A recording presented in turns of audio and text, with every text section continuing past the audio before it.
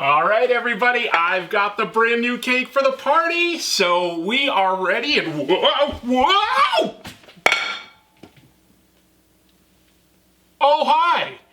You caught me ruining something new.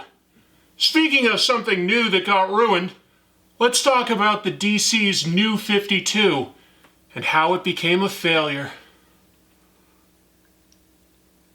Not bad.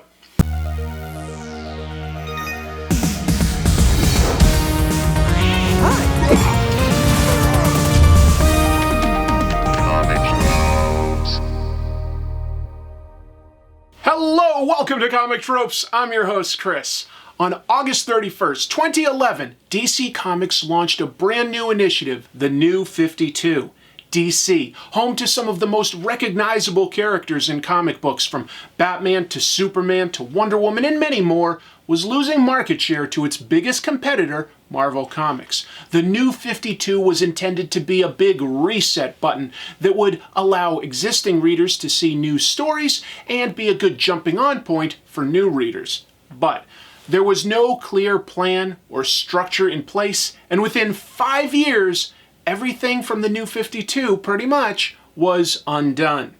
Today, we're going to talk about why the New 52 was a failure. Because while it did create some excellent individual titles, as a brand initiative, the New 52 was not successful. Before we go any further, please consider hitting like and subscribe. That really helps my channel, and without any further ado, let's get into it.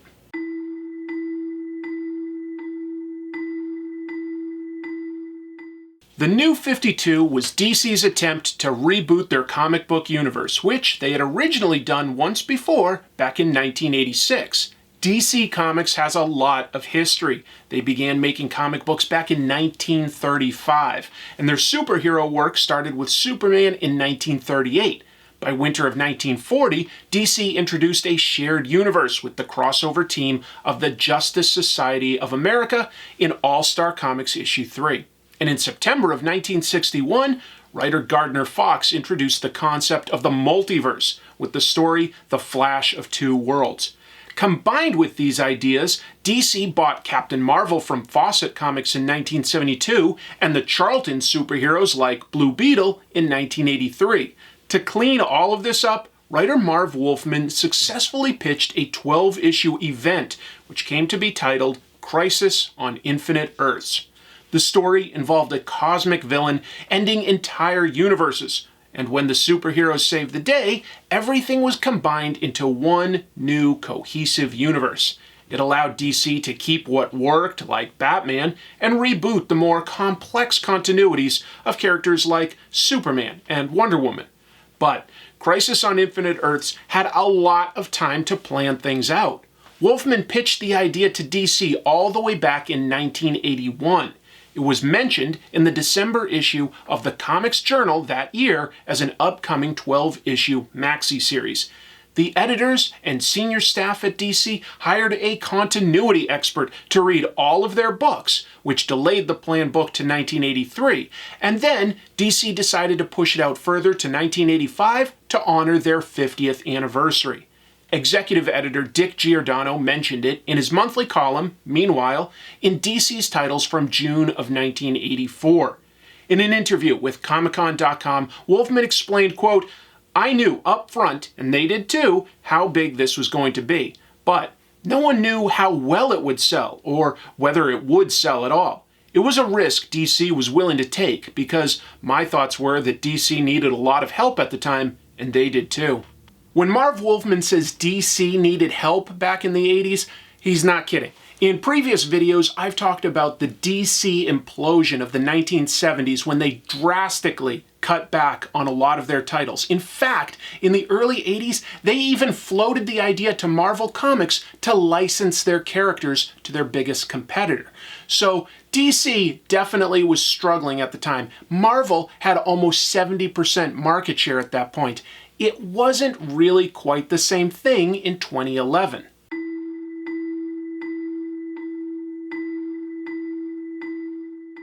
DC Comics was purchased by a much larger company, Kinney National Company, in 1967. In 1972, their entertainment assets were spun off into Warner Communications, which included DC. In 1989, Warner merged with Time, which meant that DC was an even smaller part of the overall conglomerate. In 2009, Warner, somewhat arbitrarily, rebranded DC Comics as DC Entertainment and moved their offices in 2010 from downtown New York out to Burbank, California. The thought was that they could share existing office space and Hollywood execs would be closer to the comic book department to develop movies out of the intellectual properties they owned. At the same time, Diane Nelson was appointed the president of DC Entertainment, and she in turn appointed artist Jim Lee and editor Dan DiDio as co-publishers of DC Comics. In this new position, Dan DiDio was looking to make a big change. He said as much in the Oral History of the New 52 by Graham McMillan for Polygon. DiDio said, quote, "We had Diane Nelson coming in, and she really wanted to challenge us and really make an impression and a statement, so we needed to make a statement." If we look at the market share in the years leading up to the New 52 event in 2011, DC was fairly steady with the market share percentage they maintained. But if we examine their actual sales, the numbers had been steadily declining since 2007. A marketing initiative to increase sales was a sensible idea. DiDio was clearly inspired by competitor Marvel Comics. A decade earlier, Marvel had rolled out their Ultimate Universe series of comics, which were fresh takes to characters like Spider-Man, the X-Men, and the Avengers, made with top talent like Brian Michael Bendis and Brian Hitch. But Marvel didn't reboot their ongoing titles. Instead, they had their Ultimate titles run simultaneously. It was a good jumping-on point for new readers. DC had given half-hearted efforts at the same concept of creating rebooted titles free from continuity constraints. Their All-Star line included a critically acclaimed Superman run and a critically reviled Batman run, the latter of which was plagued with delays and never finished. In 2009, they announced a new take on that with their Earth 1 graphic novels, but only one of those, Superman, had come out by the time DC decided to move forward with the New 52. Co-publisher Jim Lee and writer Geoff Johns were also key architects in what became the New 52. They worked together as artist and writer, respectively, on the New 52's debut title, Justice League #1. At the midnight release for the book at Midtown Comics back in August 31st of 2011, each spoke about the goals behind the New 52 initiative. Jim Lee spoke to the accessibility of the title, saying, quote, "When you do stuff like this, it really opens the door to people sampling the books. If you give Justice League to someone who's never read comics before, if they've seen one Batman or Superman movie, they'll understand it completely." Johns added to that, explaining, quote, "I didn't want to be hindered by past interpretations of it, so we talked about it a lot and decided to start at ground zero." So now we know that Dan DiDio especially wanted an opportunity to make a statement and start with a clean slate. He was looking for his Crisis on Infinite Earths. And he got that opportunity when the creative team was talking about an event comic coming up called Flashpoint. This was going to be their opportunity to create the New 52. That was not the original intention with Flashpoint, but it did become ground zero for the New 52.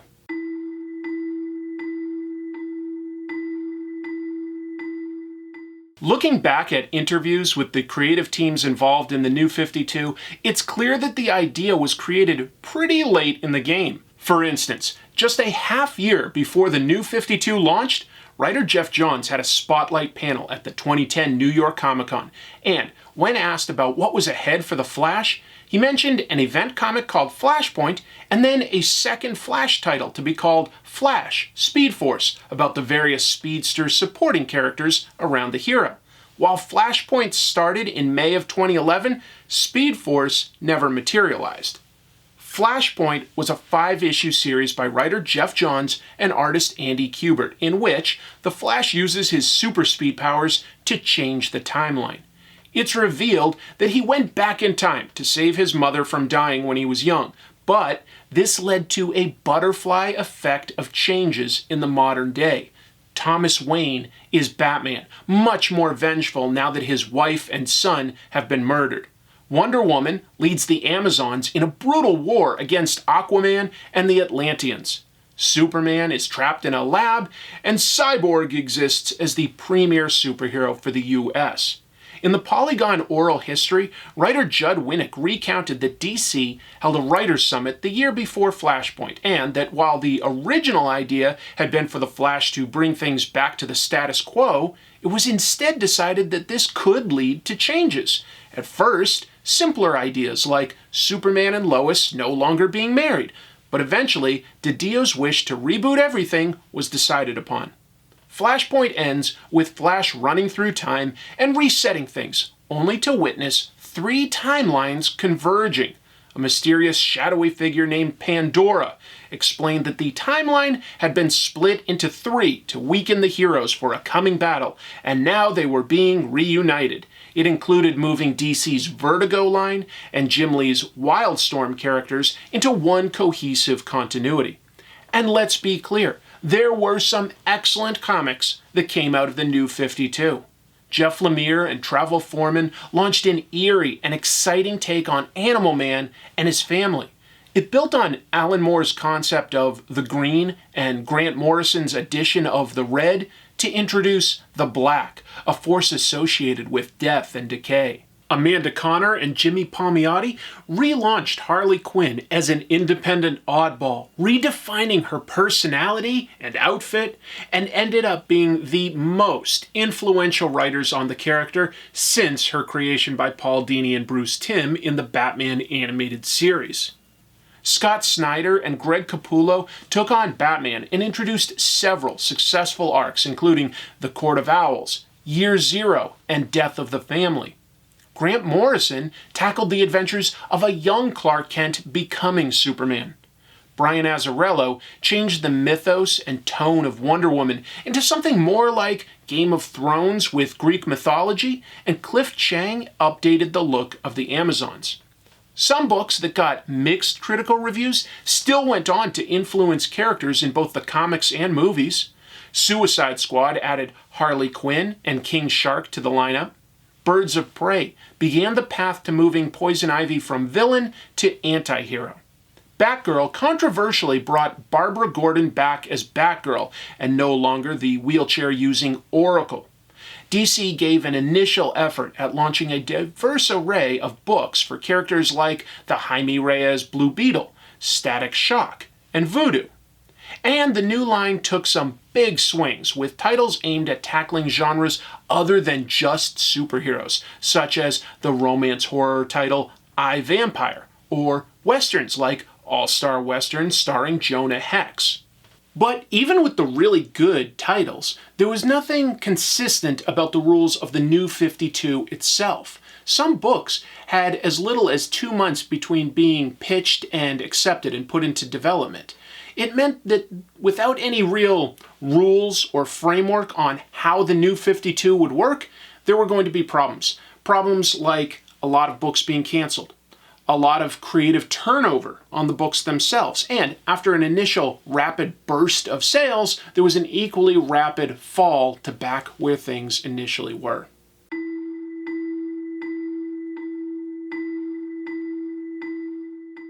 It did not take very long for the cracks to show in the New 52. Just half a year in, DC announced they were canceling 6 titles by issue 8, including Blackhawks, Hawk and Dove, Men of War, Mr. Terrific, OMAC, and Static Shock. DiDio explained that he initially mandated cancellations if a title fell under 20,000 copies, and that makes sense on paper. But that led to further problems. In his Polygon interview, DiDio elaborated saying, quote, "That's why you saw cancellations at 8 months, because while the books were making money, they were profitable, they just didn't hit this artificial number that was created. What we didn't realize at the time is we created the churn, as I called it. There are going to be 8 books or so that are just going to come in below our target number. So what you should do is find the best 8 and stick with them. But if you cancel and replace them, you find out that you were getting even more diminishing returns. Then, all of a sudden, the 8 books below our target number become 10. And then you're filling more holes than you have ways to fill them up. You get so focused on the churn of the bottom, you're not focused on maintaining the success at the top. Within the first 2 years of the New 52, DC had already canceled 27 books, primarily the non-superhero titles like GI Combat and Sword of Sorcery. One of the ideas behind the New 52 was to give the superheroes less history. It was decided, for example, that Superman and Batman had had their adventures, but had only been existing as superheroes for about 5 years. That led to some continuity discrepancies. Big ones. For instance, superstar George Perez was given the Superman title to write and illustrate. He'd done something similar for DC following Crisis on Infinite Earths with an acclaimed Wonder Woman reboot. But this time, what he didn't know was that DC had given Grant Morrison the title Action Comics, which was about Superman's adventures 5 years prior to the modern day. At 2012's annual Superman celebration in Metropolis, Illinois, Perez was a guest and commented on his experience. He told the crowd, quote, "I had no idea I was doing it 5 years ahead from Morrison's action, which means, in my story, I couldn't do certain things without knowing what he did, and Grant wasn't telling everybody." Perez went on to explain he became frustrated because his editors couldn't give him clear answers on the status quo of the character he was writing. Perez said, quote, "Are the Kents alive?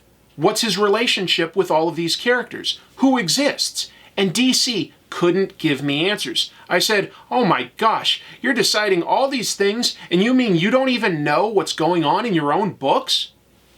Batman was already a top-selling title when the New 52 started, so DC didn't want to change anything about it. It just said his adventures took place but within a condensed 5-year period. Except that led to logical inconsistencies that were never addressed. For example, Batman's current Robin was his 10-year-old son Damian, but in the comics, he had his son with Talia al Ghul after he already became Batman. So how does someone who's been Batman for 5 years have a 10-year-old son? Creators were becoming irritated with the lack of clarity on what they could and couldn't do.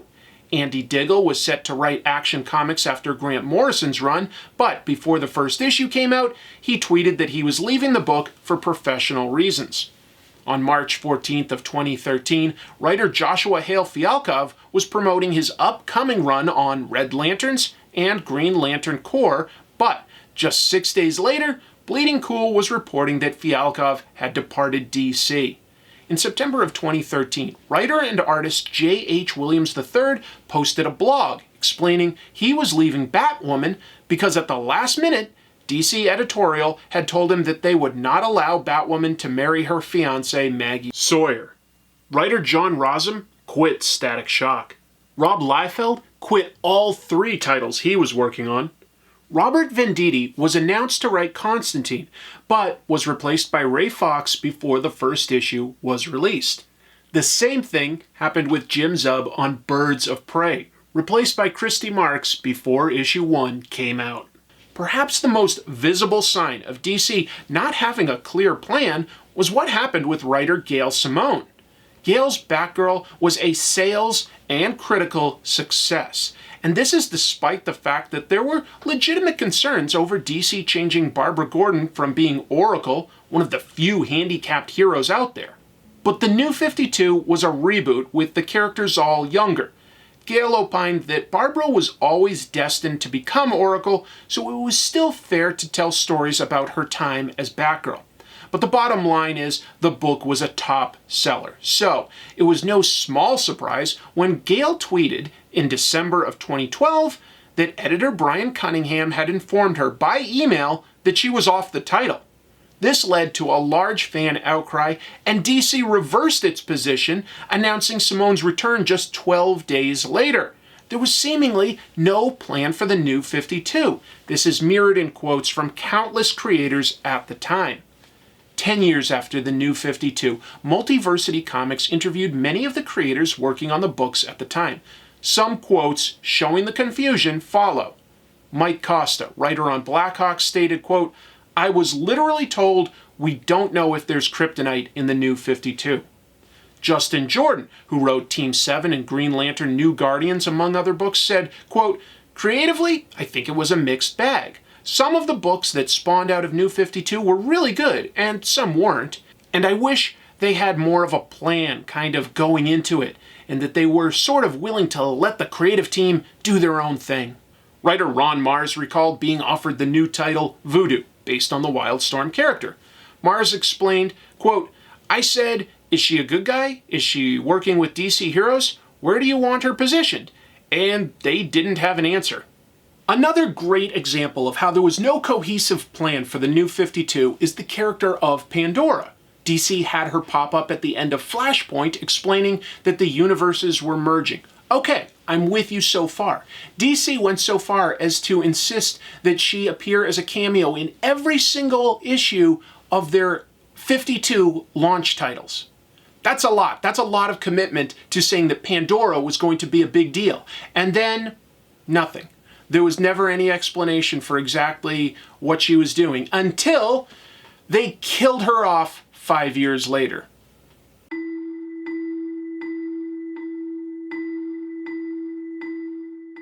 Simply put, 5 years in, DC's sales were back to where they were when the New 52 started. The first couple of years gave them a great jolt, but it faded away as titles got canceled and there was no consistency. In February of 2016, DC teased an upcoming event, Rebirth. In July, the event took place, restoring most of the original continuity pre-New 52. Action Comics and Detective Comics returned to their original numbering. In DC's 80-page Rebirth special, Pandora is murdered by a mystery assailant and intimates that he is the actual person responsible for these reboots. The later miniseries Doomsday Clock, written by Geoff Johns, explains that the mysterious man behind Pandora is Dr. Manhattan from the famous comic Watchmen. It's honestly not a very satisfying end to the New 52 itself, but on the other hand, it allowed DC to move forward. Having shared continuity is a complex, unwieldy thing to manage. I understand that reboots are probably necessary when you've got decades and decades of history behind some of these characters. But I think that there's also something very different between Crisis on Infinite Earths and the New 52. It shows us that it's not just about the execution of the individual titles, because there were some very good titles that came out of the New 52. But the New 52 itself never made sense. It shows that the thing that Crisis on Infinite Earths did well was they had a plan, they had goals, and they communicated these goals and ideas and plans and structure, all that important stuff, to the talent. Communication is key, because without it, you might have something new. That doesn't necessarily mean that it's better. Thanks so much for watching this episode. It was very interesting looking back at something almost, a little over a decade old now. It was an interesting time in comics. I definitely remember being excited about stuff like Animal Man, which I hadn't been excited about before. So there were good books coming out at the time. I don't mean to diminish what a lot of the talent did. So whose fault is it? I don't have a clear answer on that piece. But I think that if you don't have a plan, you have to just keep looking upwards to the top.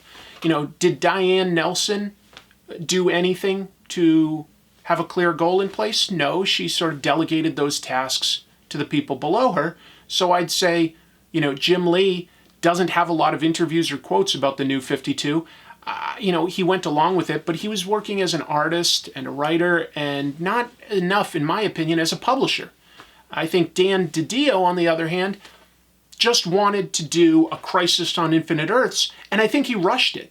I think that Flashpoint seemed like a logical place to do this, and they just went for it without thinking about what all the repercussions would be for every character involved. So those are the people I look to. I think Geoff Johns also probably has to share some responsibility as one of the key creative architects and an important writer for DC at that time. And I'm sure that everybody involved would probably agree with what I'm saying. You know, the New 52 showed that initially a reboot can lead to sales, but if it doesn't make sense, you're going to lose your audience. Those are just my random closing thoughts. I appreciate you staying with me. By the way, if you have an opportunity, please consider checking out my Patreon. There's always a link in the description below. YouTube does not necessarily pay that much at the level that I'm at, so I really do rely on my patrons to make stuff like this possible. And I just want to take a moment to thank everybody on Patreon, I should say. For as little as $1, you can support the show, and I will do my best to give exclusives from time to time, early access, blog posts, things like that. So just want you to consider that. It would really help the channel a lot, help me to continue doing this, because otherwise I just have to put in a lot of extra hours at my job, and it sort of leads to burnout. Not that that's anything any of you have to really worry about. That's my problem, just explaining what's going on behind the scenes. Every once in a while I like to give you a glimpse at stuff like that, but I've said more than enough. Thank you very much for being here. I'm going to see you very soon with a new exciting episode, and until then, I want you keep reading comics.